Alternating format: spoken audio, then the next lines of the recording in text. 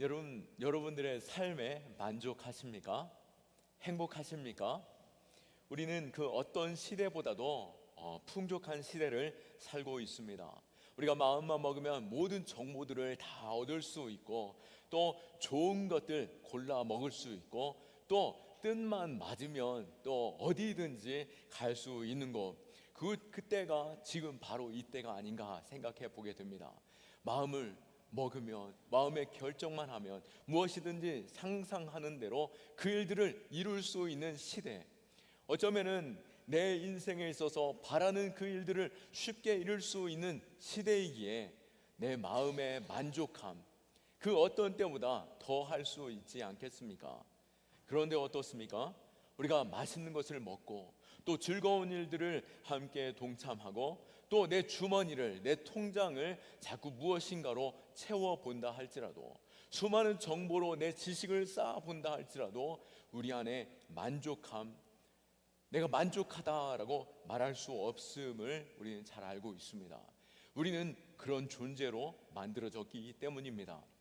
하나님께서는 우리를 창조하실 때에 세상의 것으로 만족할 수 없는 존재로 만드셨습니다.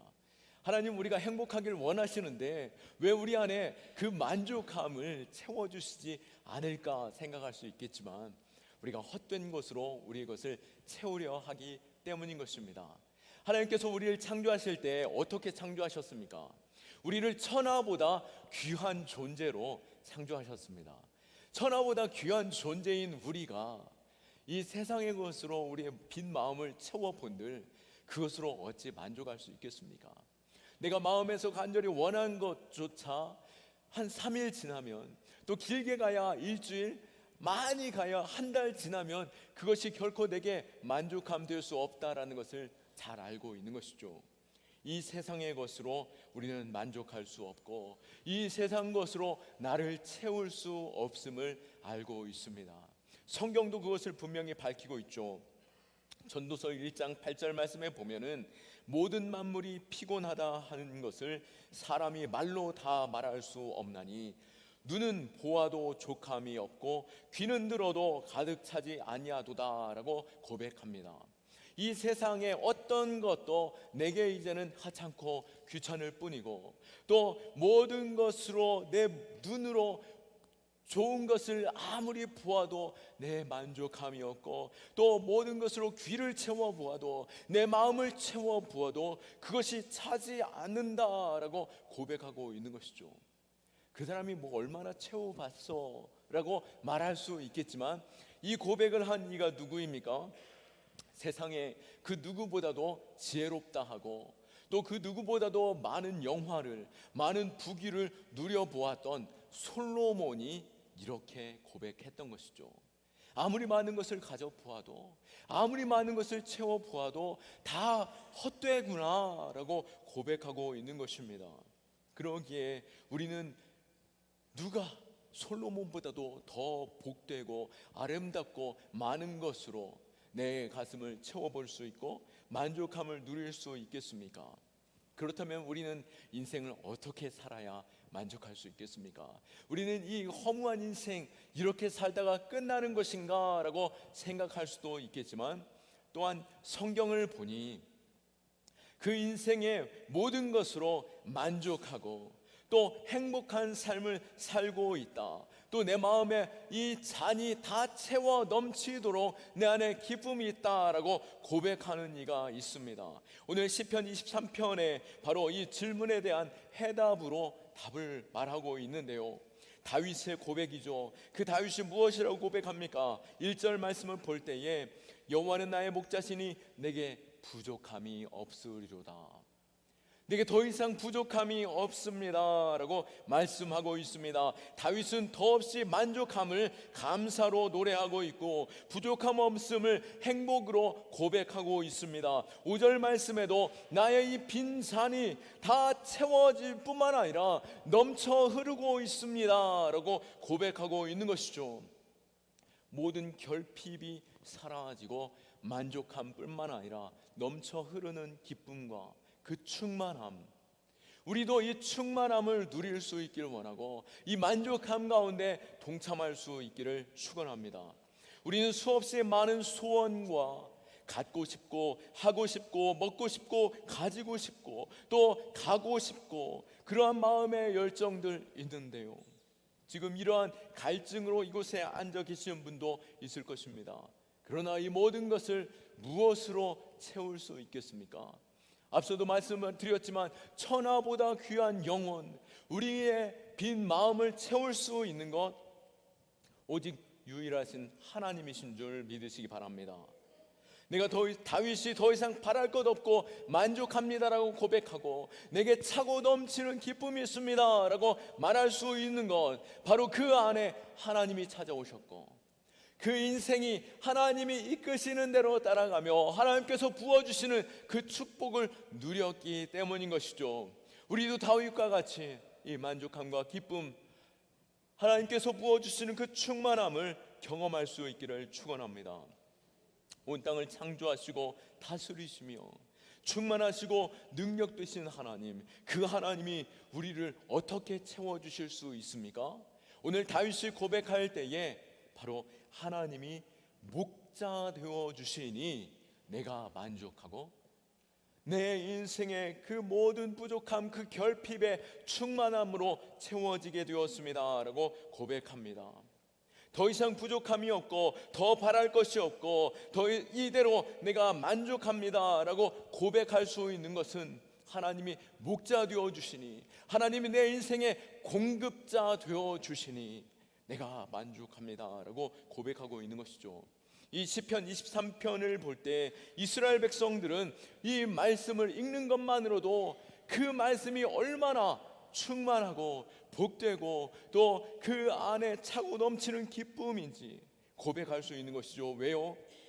이스라엘 백성들의 삶에는 목축업이 그들의 삶의 대부분이었기 때문에 목자와 양의 관계를 너무나도 잘 알고 있었습니다. 그 목자와 양의 관계는 어떤 관계였습니까? 바로 더 이상 설명하고 비교할 수 없는 생명의 충만함을 채울 수 있는 바로 공급자와 또 필요를 채워주시는 그 따르는 자들의 관계인 것이죠. 마치 어떤 관계입니까?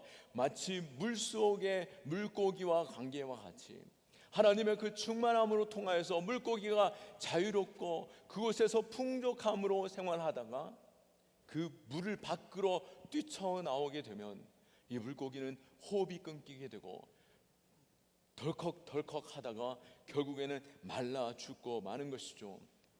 바로 목자와 양의 관계를 너무나도 잘 알고 있는 이스라엘 백성들의 고백과 같이 우리도 하나님과 우리와의 관계에 대해서 분명히 밝혀 고백할 수 있기를 축원합니다.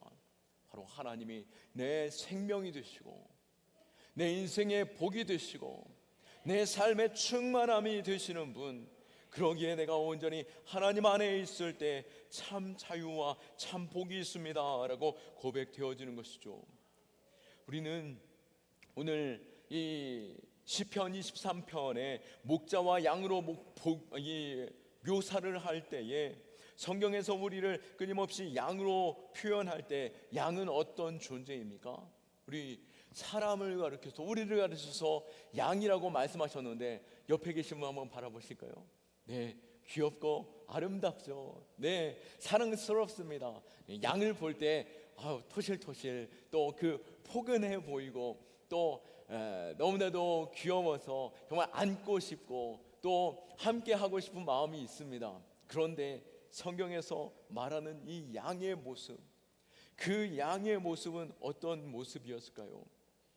바로 이사야 53장 6절 말씀에 보면은 우리는 다 양 같아서 그릇 행하여 각기 제 길로 갔거늘이라고 말하고 있습니다. 그 양은 그 목자 앞에서 그릇 행하는 자와 같고 제 길로 가는 자와 같다라고 말하고 있죠.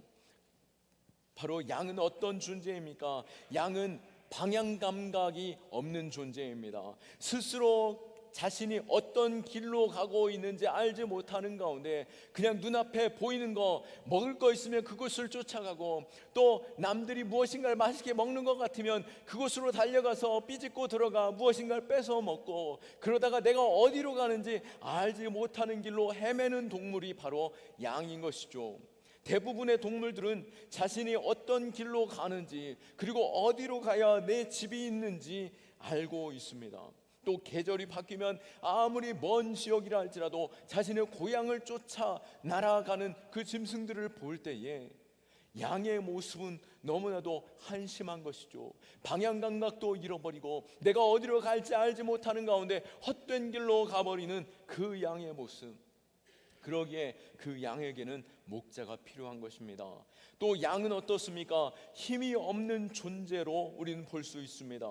대부분 동물들은 자신을 지킬 만한 뭔가 특별한 방법들이 있습니다. 다리가 길다든지 빠른 걸음을 가지고 있다든지 보색을 취하고 있다든지 또 나무 타기를 잘한다든지 강한 이나 뿔을 가지고 있거나 맹독을 가지고 있죠. 그런데 양은 어떻습니까? 겨우 가지고 있는 것이라고는 이 말아진 뿔 그거로 들이받으면 뭐 얼마나 받을 수 있겠습니까? 이마가 먼저 다는 것 같습니다. 또 아무리 뛰어봤자 숏다리로 뛰어봤자 얼마나 달릴 수 있겠습니까? 금방 사로잡히고 마는 것이죠. 사나운 짐승에게 먹잇감 될 수밖에 없는 존재인 것입니다. 또 양은 어떻습니까? 어리석기를 한없이 어리석습니다. 그들은 풀을 양껏 먹고 뒤로 돌아서지도 못하고, 또 풀을 너무나도 배불리 먹는 가운데 주저앉아 버리면은 결코 일어나지 못하는 이들이 양인 것이죠.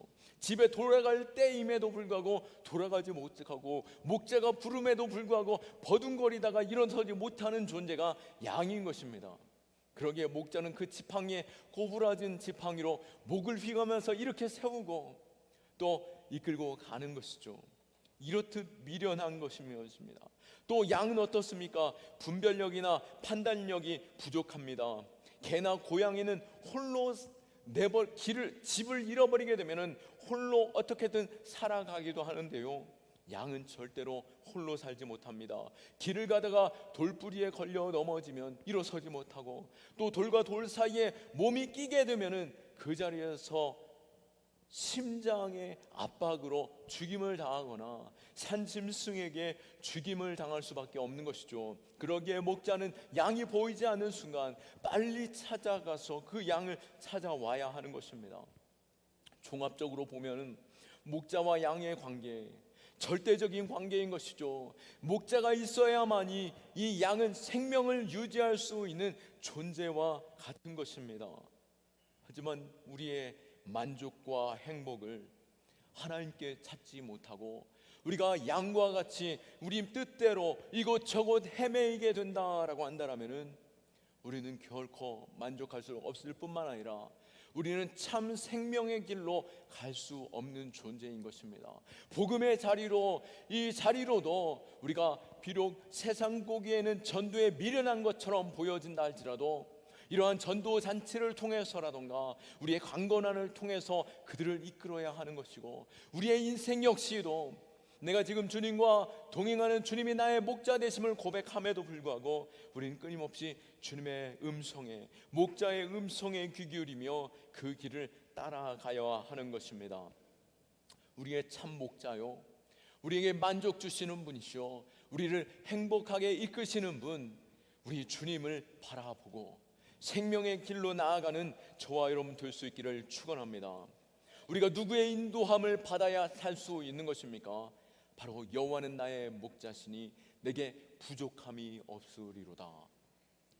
우리 주님을 따라갈 때 비로소 우리는 부족함 없이 만족함으로 내 잔이 차고 넘치는 그 기쁨을 누리게 될 것입니다.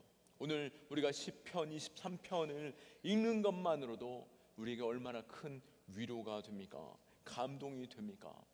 내게 목자가 되시는 그 주님이 나와 함께 하시니 우리는 이 풍성함, 이 풍족함을 누릴 수 있게 되는 것입니다. 구체적으로 나의 목자 되시는 분이 나를 이끄실 때 어떤 복을 누릴 수 있습니까? 먼저는 우리 인생의 필요를 채워주시는 분이심을 오늘 말씀을 통해서 알 수 있습니다. 2절 말씀에 보면 그가 나를 푸른 풀밭에 놓이시고 쉴만한 물가로 인도하시는도다.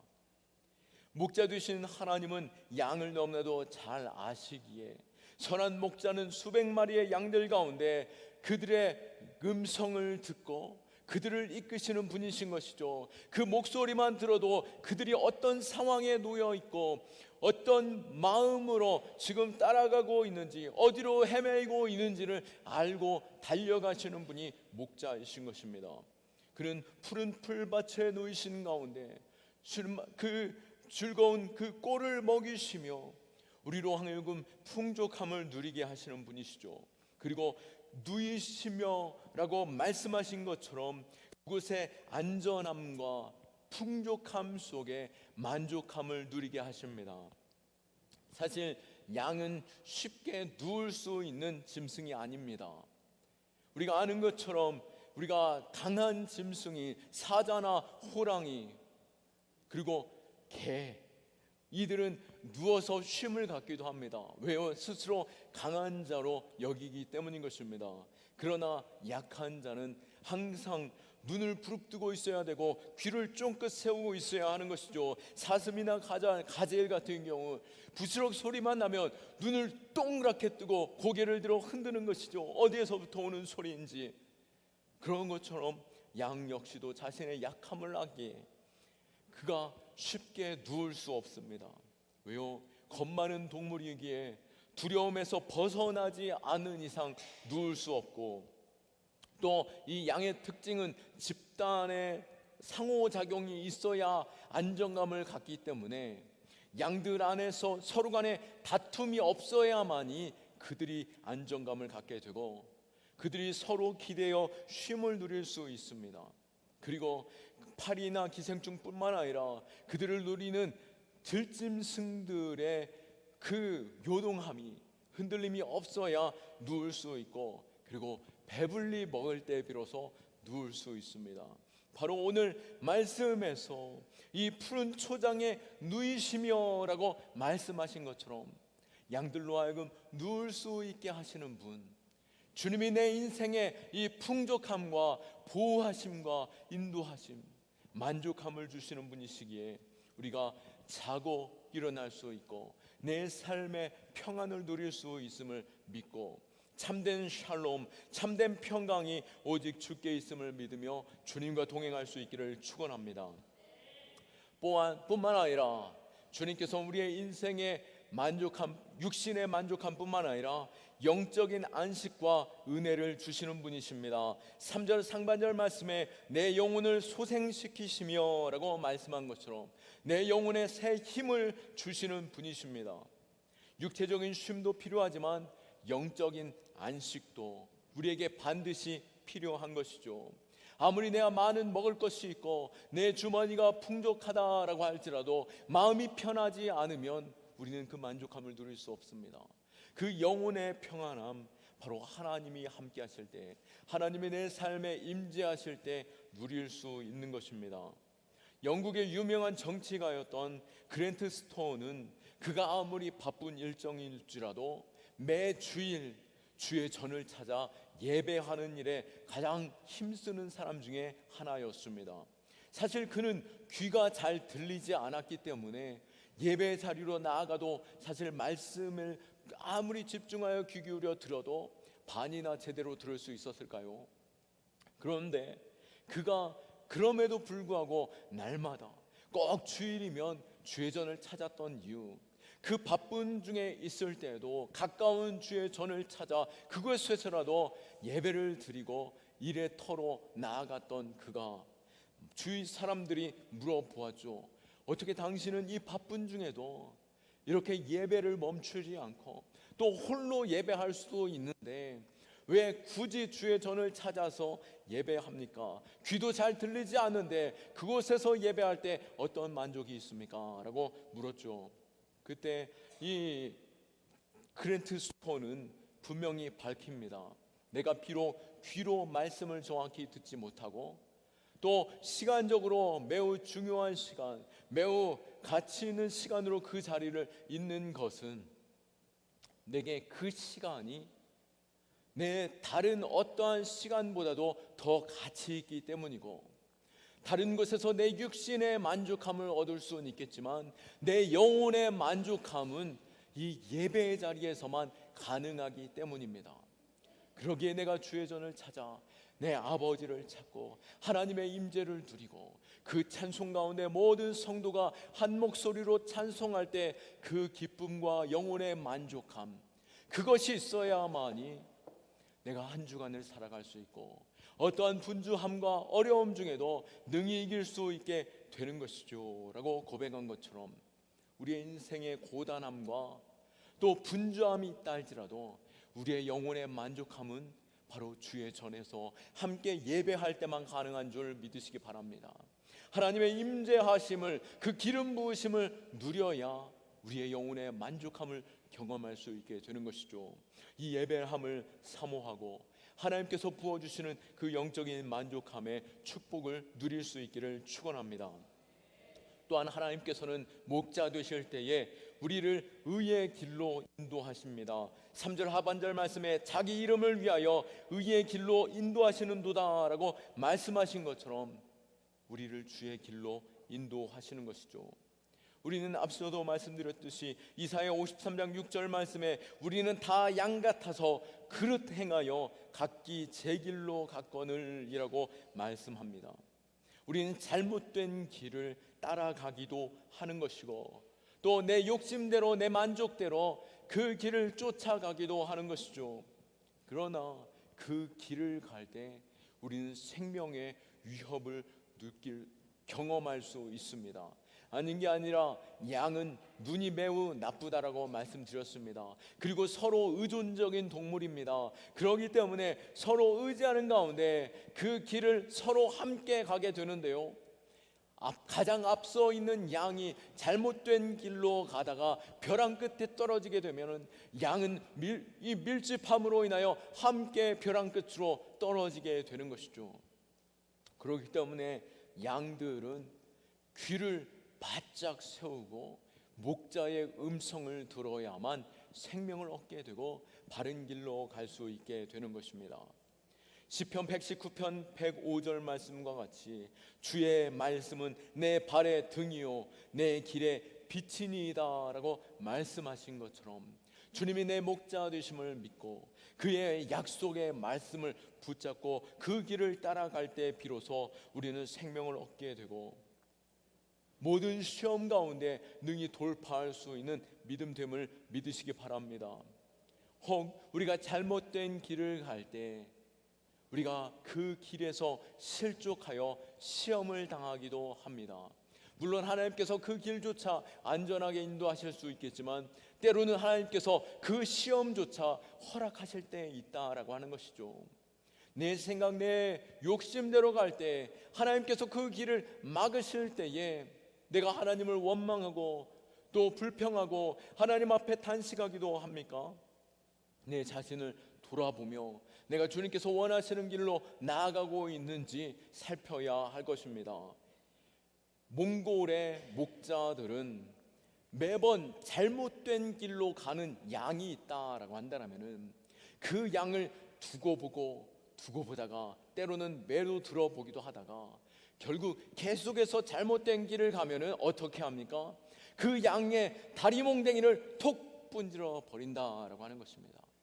어떻게 그럴 수 있을까? 목자가 양을 사랑하는데 어떻게 다리를 부러뜨릴 수 있을까 생각할 수 있겠지만 그 다리는 6개월 뒤면은 단단하게 붙어서 굳어지고 튼튼한 다리가 됩니다. 그런데 그 6개월이라는 시간 동안 이 목자는 다리가 부러진 양을 품에 안고 함께 길을 가게 됩니다. 그러면서 목자의 마음이 어떤 마음이고 목자가 가는 길이 얼마나 풍족하고 만족함이 되어지는지, 그리고 내게 있어서 참 주인이 이 목자가 되시고 그 음성을 따라야 참된 복된 길로 간다라고 하는 것을 깨닫게 되는 것이죠. 그래서 이 6개월이 지난 뒤에는 누구보다도 목자를 가까이 하며 그곳에서 풍족함을 누리고 바른 길, 생명의 길로 가게 되는 것입니다. 다리가 부러지지 않았다면 죽음의 길로 가게 되겠지만, 때로는 다리조차 분주러짐으로 인하여서 생명의 길로 옮겨지고 풍성하고 안전하고 복된 길로 나아갈 수 있게 하신다라고 하는 것입니다. 때로는 하나님께서 내 계획, 내 뜻과 다른 길로 인도하신다 할지라도 주님이 나의 목자 되심을 믿고 그 길을 따라가 그 음성에 충만한 그 복을 누릴 수 있기를 축원합니다.